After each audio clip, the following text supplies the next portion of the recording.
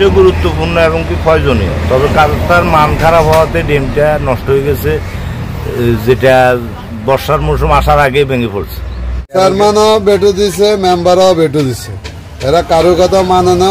এরা কইছে যে এটা সরকারের কথা আছে, এইভাবে আমরা এইভাবে করে চলি। আমরা বলতে চাই আমাদের এটা বাজার, এখানে বহুত লোকজন আসে যায়, এইভাবে ড্রেন সরকারি কাম করে আমি তো কোনো জায়গায় দেখি না। আমাদের পুরান একটা ড্রেন ছিল, ওটা করছে মানে 2001 সালে। এই ড্রেনটা ভাঙে এরা এই খারাপ ড্রেন করে দিয়ে গেছে। এখন মানুষ ওই দিন আর 2-3টা মহিলা পড়ে গেছে ওই ড্রেনের মধ্যে। এই ড্রেনটা প্রথম যখন করে তখনই এরা ভুল করছে, বাজার মাঝখান থেকে ড্রেন করা শুরু করছে। তখন আমাদের 4 নম্বর ওয়ার্ডের মেম্বার সাহেব বাধা দিছে, আমি বাজারের সেক্রেটারি হিসাবে আমারা ডাকছে, আমি এটা বাধা দিছি। এরপরে আমি নিজে গিয়ে আমাদের চেয়ারম্যান সাহেবকে জানাইছি এবং চেয়ারম্যান সাহেবকে আমার সাথে করে নিয়ে আসছে, আইনা দেখাইছি। তারপরে চেয়ারম্যান সাহেব বলছে যে এক সাইড করে করার জন্য, কারণ ছোট বাজার তো মাঝখান দিয়ে করলে কাঁচা বাজার বসতে পারবো না। এরপরে এটা কাজ শুরু করছে যখন কন্ট্রাক্টর, তখন দেখলাম যে বালু আর সিমেন্টের মধ্যে কোনো মিল নেই। বালু অনেকগুলো দেয়, অল্প কটা সিমেন্ট দেয়, কাজের মান ভালো হয় না। এরপরে আমাদের মেম্বার সাহেব বেটু দিছে যে কাজ বন্ধ করে দেন, আমি নিজে বেটু দিছি যে কাজ বন্ধ করে দেন। এরপরে আমাদের চেয়ারম্যান সাহেবকে জানাইছি, তারপরে ওনারা কাজ বন্ধ রাখছে। আবার 2-3 ঘন্টা পরে কাজ শুরু করছে, তখন চেয়ারম্যান সাহেবকে ফোন দিয়েছি, চেয়ারম্যান সাহেব বললো যে আচ্ছা ঠিক আছে, আমি বলে দিছি কাজ ভালোভাবে করবে। এরপরে এই ভালো কাজের অবস্থা এটা। আজমের মেম্বার বলছিলাম, হাজিরপাড়া ইউনিয়ন পরিষদ 4 নং ওয়ার্ড সমিতা। তো আসলে বিগত 1-1.5 মাস আগে এই কাজটা মানদারের এক ঠিকাদার পাইছিল।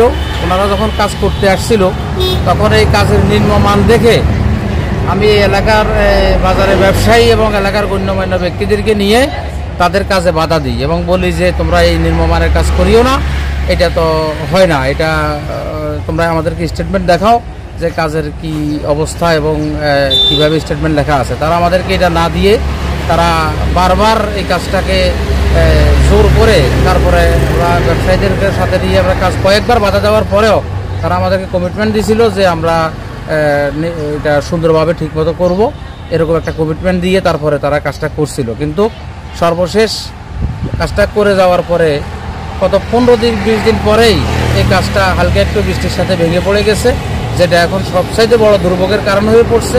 ইদানিং কয়েকটা মহিলা পুরুষ রাতের অন্ধকারে, সন্ধ্যাবেলায়, দিনের বেলায় এই ড্রেনের মধ্যে পড়ে হাতে পায়ে ব্যথা পেয়ে, গত কয়েকদিন আগে একটা ডিসপেন্সারি আছে পূর্ব মাথা, ডাক্তার আনোয়ার সাহেবের ডিসপেন্সারি, ওখানে একজন গর্ভবতী মহিলা আসছিল ডাক্তারকে দেখানোর জন্য, তাও এই ড্রেনে পড়ে সে মহিলাটা মারাত্মকভাবে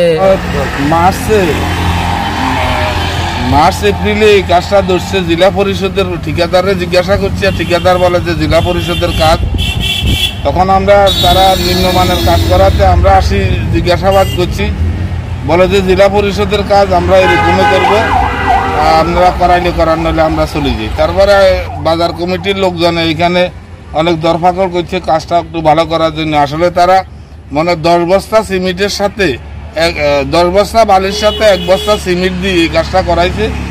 এখন এই বৃষ্টির মরশুমে প্রথম বৃষ্টি যেদিন হয়েছে ওই দিনে ড্রেনটা ভাঙি পড়ে গেছে, গত 2 মাস 2.5 মাসের ব্যবধানে। আসলে জেলা পরিষদের কি কাজ করাইলে ওনারা কি বিল নিতে পারছে কিনা জানি না। আমাদের দাবি হলো এই কাজটা যেন পুনরায় যেন তারা আসি, জেলা পরিষদের চেয়ারম্যান যেন এই কাজটা আসি, উনি নিজে ইনকোয়ারি করি দেখি ওনার ঠিকাদাররা কি কাজ করে, উনি যেন এটা একটু তদন্ত করে দেখে।